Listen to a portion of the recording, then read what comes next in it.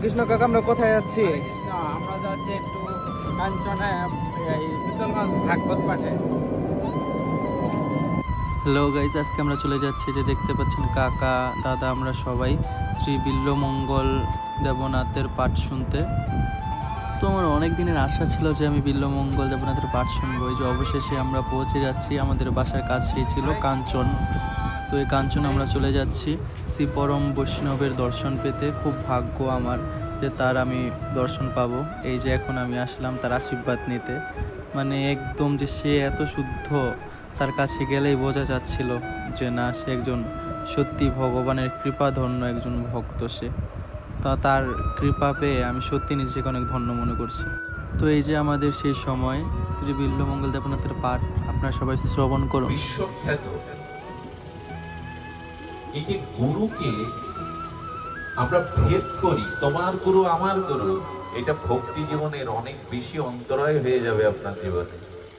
গুরু তত্ত্বে এবং যার দীক্ষা নিয়েছেন তিনি যদি শুদ্ধ পরম্পরায় হন, শুদ্ধ পরম্পরায় শ্রী গুরুদেব হন, তবে আপনার গুরুর থেকে জগতে অন্য গুরু ভিন্ন, এইরকম ভাবলে ভক্তি নষ্ট হবে। বরঞ্চ যে গুরুদেব পরম্পরা ধারায় দীক্ষা পেয়েছেন তাতেই সন্তুষ্ট থাকুন। সে গুরুদেব বড় ডিগ্রি থাকুক আর না থাকুক, তিনি যেমনই হন। এর একটা দৃষ্টান্ত এসেছে ভক্তমালে, আপনারা একটু চোখ বুলিয়ে নেবেন।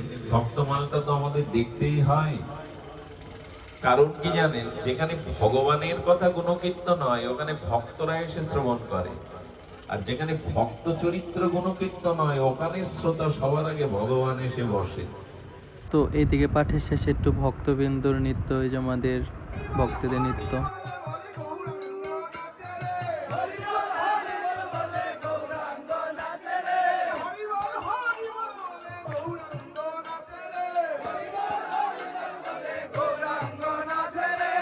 তো এইদিকে আবার পাঠের শেষে প্রসাদ বিতরণ হচ্ছিল। তো আমরা একটু থালা নিয়ে সামনে প্রসাদ পেলাম। তো আমরা যখন পাঠ শুনে শেষ করে আসি তখন দেখলাম যে একটা মন্দির আছে। তো এই যে এখানে শ্মশান, আমরা সবাই শ্মশানকে প্রণাম করলাম।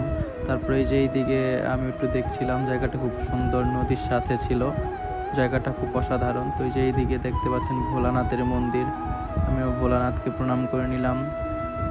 তারপরে এই যে আমাদের কাকা সবাই প্রণাম করলো। এই যে এইদিকে দেখতে পাচ্ছেন আবার শ্মশানকালীর মন্দির, আমরা প্রণাম করে নিলাম মাকে।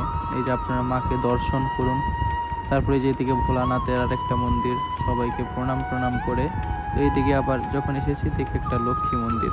যাই হোক, সবাই ভালো থাকুন। হরে কৃষ্ণ।